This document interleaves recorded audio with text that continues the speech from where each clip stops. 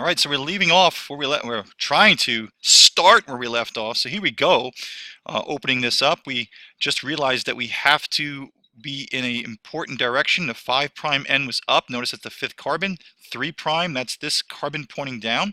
And DNA is anti-parallel, so we had to flip this around. Okay, and as we learned, T, I'm going to make T right here is thymine, and thymine goes with guanine. And the reason why it goes together is it neatly makes some nice connections here. This is some H bonding. Notice this H doesn't H bond. It's not electron deficient. There's a carbon there. So let's get a G in here. Okay, this is guanine, and guanine goes with, I'm sorry, this is adenine. My bad. This is adenine. A goes with T. Apple goes in a tree. It's kind of the mnemonic that I've always learned. Command C, Command V, and I'm just going to make a, try to make that an A here. Okay, so that's the nitrogenous base. Okay, and this is how we're two-dimensionally making this. And now we have cytosine, and C goes with G, and the complementary base.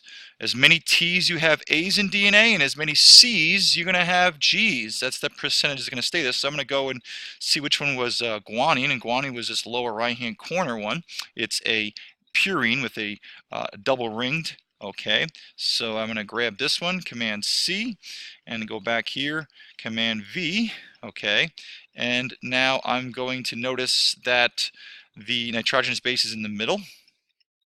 Okay, and notice something though. This is a new, what prime end is this? Okay, so this is the carbon. Notice the carbon that sticks out is always going to be the fifth carbon. So this, if I do this, Command C here, and Command V, just copy that and put the 5 right there. In my that's the fifth carbon right there. Okay, that means this is the fourth carbon, and this is the third carbon. So I'm going to copy the third, Command C, Command, oop, don't want that, back arrow. I'm going to copy this 3, Command C, Command V, and I'm going to put the third here as well. And this kind of makes sense. Okay, this is the first carbon, might as well fill them in. Command C, Command V, V there, it's for pasting, is the first carbon right here. Okay, and I already made a mistake. I can see that, and you guys are screaming. That's why we should just do them in order. So the first, this is the second carbon. Command C, Command V, and there it is, the second carbon. This is the third carbon. Now we always count away from that carbon here. So this is the first. So this is the O, or oxygen in the ring. Notice it has 2 bonds, right? Wants to share a total of 8. It brings 6. And this is the first carbon. So it's opposite this carbon that sticks out. Over here, here's the O, and here's that carbon that sticks out opposite that. That's your first carbon. So 1, 2, 3. We need our 4. Command C, Command V. Good times are happening. Okay, and there we have our, and as we have our deoxyribose, OS ending, of course, is sugar. And so notice the 3' is sticking up. The 5' is sticking up over here. So we're going to, again, put the 3' over here.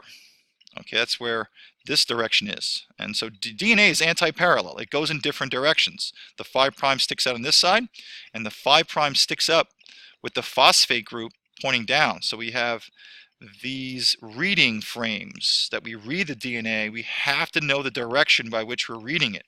Command C, Command V, and so that's where our anti-parallel and our directionality is important, because this is a code. I mean, it has to be read a certain way, and it's built a certain way. As I said in class, we have enzymes called DNA polymerase that link these guys together. All right, well, I've got to link this one together, but all right, I've got to flip it over so that the 5' end is pointing downwards. So I'm going to flip this over. So I'm just going to kind of flip this over, bring it up. Okay, it's kind of a little fat there, not PHAT fat, but you know what I mean. All right, so I'm bring that there. And it looks kind of a little bit, yeah, it's good enough, I guess. All right, it's a model. All right, now, what did we learn over here? Where we learned that the 3' end of the carbon with the hydroxide is going to bond with this phosphate here. So, whereas my 3' is over here. Okay, so I'm going to have to kind of, I'm going to pull this back a little bit, I guess. I know, bad timing. Right there, maybe. Okay, and I guess I'm going to move these the ones over and everybody else so you can read them. I had to give myself some room here. Remember, these are two-dimensional models, but we're learning how this connects. Okay, this is the 5th carbon, good times, that's the 4th. And here we go. That's still the 4th, Christmas in July. All right, here we go. All right. So I kind of gave myself some space, okay, and notice I want to put this one on top of the other one. I'm going to order it. Notice I'm missing the H here. So I'm going to put this, I'm going to kind of order, and I'm not sure how to, there's definitely an way to order through here. If I right click my, kind of take my 2 fingers on my pad and kind of right click, okay, kind of, I think I had it, now I don't. Click on it, right click. All right, I'm making a liar of myself. All right, so we're gonna have to find how to order. So format, probably order. Format options, it's not helping me. Arrange, there we go. So arrange order, and we want to bring to the front, bring to the front, okay?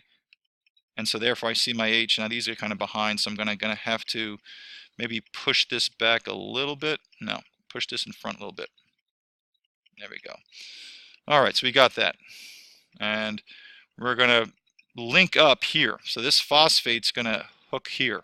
All right, so kind of hard to do, I guess, but we will do our best. Again, Gavin was telling me how to do this, and I totally forgot. But I'm going to just kind of take these boxes, and I think I kind of might have messed them up a little bit over here. So I'm going to insert a box, shape. All right, and I forgot what Gavin told me, but here's my box. I'll go insert shapes. I can do this. And we're going to take this out, and we're going to do what with it? Make it clear, and make the line clear also. So I took that out. I'm going to make that box a little bigger. Oh, I know what happened over here when we put this in front. Those other boxes disappeared as well too. So we'll fix that as well. All right. Any case, make this box a little bigger. Take out this whole line. No, it's tedious. And then we're going to take out what? This H. Remember, we're taking out water. It's a dehydration synthesis every time a nucleotide physically bonds. All right, take this, Command C, Command V. I'm going to make it smaller. It's kind of tedious. I get it. I'm tall. You're not. Maybe you are. Okay, I don't know. So there we go. So they got my O. Okay, and now I'm just going to add a line. I can do that. Maybe. Oh, add a line here. Boom. And just going to bond that right there. Maybe. Just kind of make a line the best that I can. And that's good enough for me. And there's the O. My P is upside down, but that's a bond. I can make that thicker by making this, let's say 2 point, make it 3 point, and good enough. All right. And so this is a phosphodiester bond. Okay. And we lost the O, and that's what we have here. We're supposed to have that over there. So Command C, Command V. Let's go back over here and fix this. I know Gavin's yelling at me. Hey. All right, but I feel bad. So there it is, back. Okay, so we're going backwards now. This, oh, we lost our what? We lost our. This was thymine. This was cytosine, if I'm not mistaken. So Command C, Command V. Oh, don't do that. Good times. Make sure you got collected. Command C, Command V. Oh, back arrow. Make big mistakes like I do. Command C, Command V. This is cytosine. Yeah. Okay. Big C goes there. Okay, so what's this? This is guanine. Command C, Command V. And that's what we're doing here. And I'm going to put a G right there. Okay. Now, what do we have here? Well, we have some H bonding, don't we? So I'm going to take this and copy it. Command C, Command V. And I have some dots that go right here. This is electron deficient H's. I'm going to show my H bonding. And I'm going to show my H bonding. Command C, Command V right here as well. And then Command C, Command V. And you could see that we have 3 H bonding going on here. And there's only 2 here. Okay, and so this is even more stable. I want you to look at something here. This is DNA now. This is a small fragment of DNA correctly put together where we have the what? The phosphate backbone, the sugar phosphate backbone. I could say here's phosphate, sugar, phosphate, sugar. There'd be another phosphate. So it's a phosphate sugar backbone. That's where the outside part. And here we have the great lining up. So thymine to adenosine, right? Look at these guys right here. Thymine to adenosine, okay, has 2 H bonding. There's no H bonding here. Guanine to cytosine has 3. And what's really important is you notice there's a double. Remember what that is? A purine with a pyrimidine. Hey, what? Purine with another pyrimidine. Notice they're going to be the same length. If you try to put A right here, notice, I'm sorry, if you were to put thymine and flip it over and put it here, okay, and try to force it to attract, it would attract, and that's what mutations are, but it would not be a good linkage because this T, okay, number one, wouldn't match up very nicely. I'm going to show you that in a second, but more importantly, this distance right here has to be constant. We have to have a double attaching a what? Single. This double ring nitrogenous base has to attract to a single. This single nitrogenous base hooks up with a double. This keeps the distance between these DNA attachments, these phosphodiester linkages, bonds, the same distance so that we have stable H bonding. If I was to put a nucleotide, it'd be a mutation that had a single, a C or a T right here, there'd be some attraction, but it won't be very stable because having a single, okay, in this case, a single one, a pyrimidine right here, would make this have to be pushed closer together. Remember, it's going to be 3 rings that make that distance between the sugar phosphate backbone. So if we had mismatched pairs, which I'm going to show you, okay, so mismatched pairs are not stable. So if you notice, if I had thymine with guanine, we should be adenine here, okay, even if we kept these guys what? The same, double ringed nitrogen space with a single to keep the distance. Look at here, there's no H bonding here between the O's. There's some H bonding here, okay, but you notice the distance between here is not as stable, okay, so there's going to be some H bonding here, okay, so the mismatched pairs definitely not stable here. Notice if you had adenosine with cytosine, okay, there's some H bonding, some no H bonding right here. I'm not sure why that's there. No, and okay, well there's no free, I guess there's an H here they're showing us. And of course no H bonding here. So there's not a good matching of H bonding, as I say. There's not a direct pathway.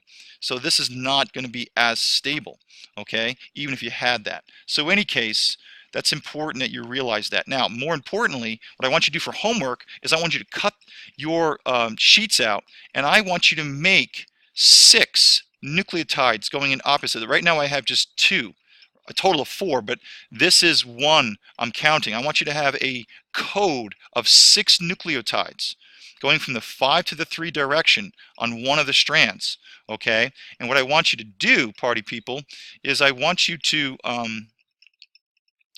take this code right here. If you look at your homework, you have every group had a color for their primary strand. I just picked the first 2. Now, if you didn't already notice, there's a code for the DNA. And I want you to look here. If I want to make, let's say serine, S-E-R, okay, what's the code for serine and for the nitrogenous bases that are inside the pair? For serine, it could be TCT, TCC, TCA, or TCG. So what that means, if I'm doing serine first, I want to make a T, a C. I'm almost done. TC what? All right, back to here. TC, I was doing serine, where was I? Oh, TC, and I could do adenosine for that 5 to 3 position. Now, careful, you're going to see some U's in here. Okay, well, actually, no, because we're going to use the code right here. So this is the code directly, okay, that's locked in. So I want you to do that. So if you're doing serine, you'd have to add adenosine, or if you notice, you could add thymine, cytosine, or guanine in the 3rd part of the code. So if I was doing serine, let's pick T, all right, I would pick another T and put that down here and make a phosphodiester bond. And of course, it'd have to have an A going anti-parallel and bonding again. And that would take, 6 total nucleotides to give you that code. All right, and then I want you to do another 3 code for the second one. So you're going to have a total of 12 of these nucleotides linked, and from the 5 to the 3 direction, you're going to make them. So I want you to cut them out. I want you to tape where there's H bonding for the A to the T, the C to the G junctions, and I want you to tape them and put dot dot dots to show where they're H bonding. There always will be 3 positions for the C to the G and only 2 for the A to the T. That's what I'm doing. So you're going to have a total of 6. Okay, here is a total of 3. Notice T, C, T. Now, of course, if I'm reading this properly, this is the 5. Remember, the 5 is this one. This is the 5 to the 3. So this would be A, G, A. Okay, and you can do it any way you like, but let's do 5 to the 3, and you have your complementary base pair. So this would be half your homework if AGA was a what? Was a code for one of your proteins. So you're going to code and cut out 12 nucleotides and 6 in a row. Remember, each amino acid has a 3-letter code. It's a little bit redundant in the first 2 letters. We'll talk about that. So try that. And I want you to be able to cut them out, tape them together, the phosphodiester linkages, and have the correct 12 nucleotides that read in a 5-3 direction, either going up or down, either way you want to write it. And it's going to be a little bit challenging. Do your best. And I want to collect that in class tomorrow. So good luck.